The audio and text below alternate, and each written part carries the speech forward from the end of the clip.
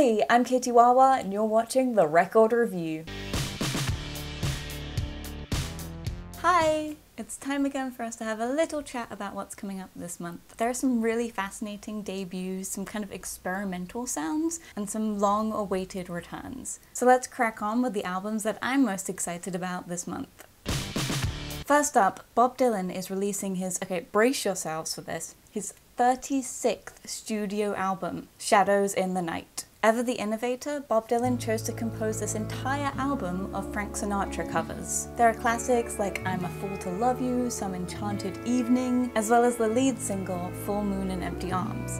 It's really cool to hear Dylan doing this because it seems like he's basically making an album entirely for himself and about what inspires him, and also paying tribute to a completely different kind of music. It's really cool to hear Bob Dylan's take on these more crooner style songs because obviously his incredibly distinctive voice puts a whole new twist on all of the songs. Next, Peace are releasing their second album, Happy People. Aching everywhere, I don't feel it, you don't care. This album looks very, very cool. It seems very late 80s, early 90s. There are these great bass lines, and the sound actually reminds me a lot of bands like the Stone Roses. There's even some Happy Mondays in there, although I don't think that these guys are from Manchester. I think they're from Worcester. But I'm really loving this revival and rediscovery of that late 80s music right now. There was Ghost Culture with his debut LP last month, and now there's Peace this month. I also absolutely love the way that they style themselves. They've got a very distinctive look to them, which again is very 80s inspired. Get ready for a bit of weird though, as Father John Misty releases his second album, I Love You, Honeybear. Like a queen would have ostrich and cobra wine. This is probably the most unusual thing you will hear this month. It's a concept album from Josh Tillman, who you might know as the drummer from Fleet Foxes. He has this whole character, I guess, of Father John Misty, although it's not entirely clear where Father John Misty ends and Josh Tillman begins. But it's very interesting music. It's kind of late 60s, early 70s, sort of hippie, trippy, at the same time as having these very melodic and like nice, relaxing tunes going on. You've got some really weird lyrics. Next, Brooklyn rockers A Place to Bury Strangers are back with Transfixiation.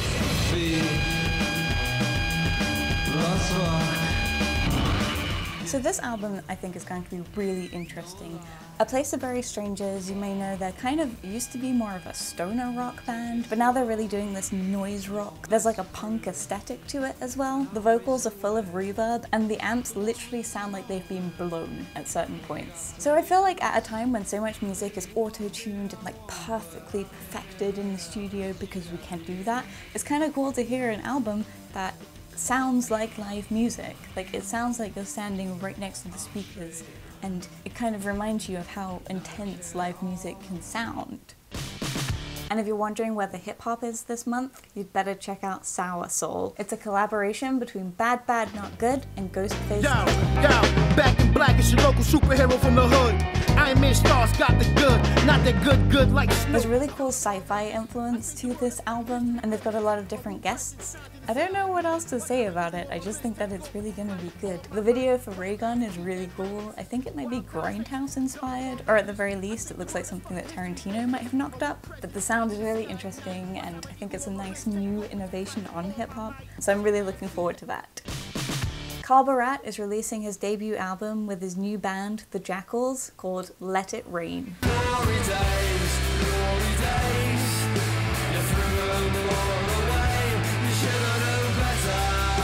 I feel like this is a good way to tide you over until the Libertines release their reunion album, because we've obviously had hints of that for a while. But Barât is really a great artist, and his work with the Jackals sounds very led by his style. I really love the video for Glory Days as well. I think with the whole centenary of the start of the First World War last year, there'd been a lot of glorifying war, or not even glorifying war, but talking about how bravely people fought. But in the video for Glory Days, at the end, there's actually a dedication to all the men who were shot for cowardice, which we now know was possibly like PTSD or different reasons, or, you know, why should they even be forced to fight a war? Anyway, big issue. actual video, and they have like a big block of everyone's names. And again, the music, if you're missing the Libertines, it is again that sort of garage rock, slightly more evolved into 2015, but very cool. Next, I'm really excited to say that José González is releasing a beautiful third album, Vestiges and Claws. See all tracks lead you out to the stars. I absolutely love José González's music. I remember the first time I heard Heartbeats, I was just in love with that song. He's amazing live as well. He sounds exactly the same as you think he's gonna sound. And from what I've heard of this album, it sounds like it's more of that really distinctive style that José González has. That beautiful voice, the acoustic guitar. It's always exciting to hear more of him. I don't know if he's particularly changing much from his usual style in this album, but so far it just sounds cool and nice, and I want more of it, basically. Next, it's another album that I'm incredibly excited about. Marika Hackman is releasing her debut album, We Slept at Last. Oh, I am bold as brass, posing as gold. So first up, I just want to say that Marika Hackman is absolutely awesome, and I only discovered her late last year. I saw her supporting the Antlers in October, and she's just fantastic. She's so good. I don't have enough good words to say about her, and I had never heard of her before then, so I want more people to know about her. Her songs are beautifully macabre, but they're sort of intimately sung. If you're a fan of Regina Spektor, and particularly the album Mary Ann and the Gravediggers, then you will absolutely love Marika Hackman. She has songs with names like Cannibal. The lead single off of this album is called Drown, but it's all like weird, cool things. And I would really recommend you to, if you haven't heard of her before, just look her up. She has a YouTube channel.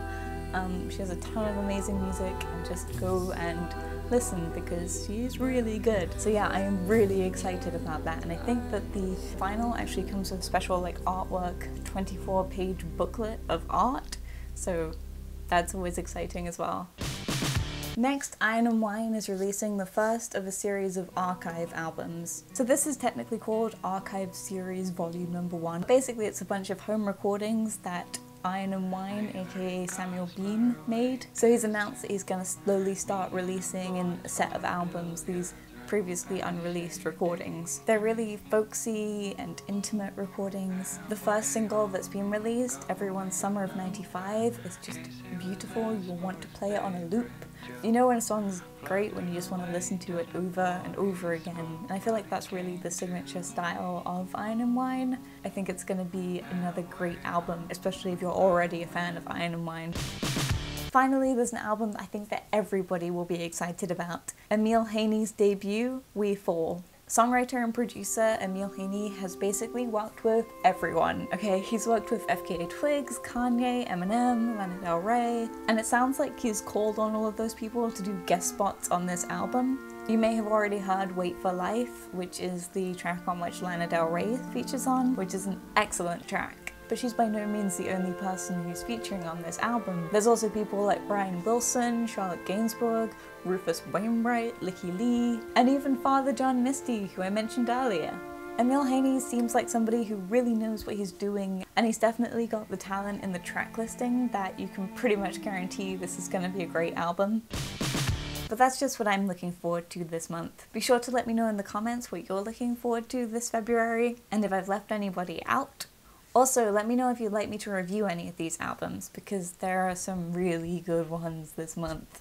Marika Hackman. Just like last month, I've made a playlist with a track from each of these albums, so if you would like to listen to these in full, be sure to click on over. I'll have a link at the end of the video, but if you just can't wait, it's right there. Also, if you're not already and you would like to be sure to click here to subscribe. Just to let you guys know that I am heading off to another country this week. I'm gonna be off skiing over the next week, which will be really fun. I'm hopefully gonna take some videos and share them with you guys. I'm not sure how much internet access I'm gonna have over that week, but I already have a video for next week as well recorded, so hopefully there'll be no gaps in video uploading, so you won't even notice. Anyway, I hope you guys have a really great February, and I will see you in my next video. Bye!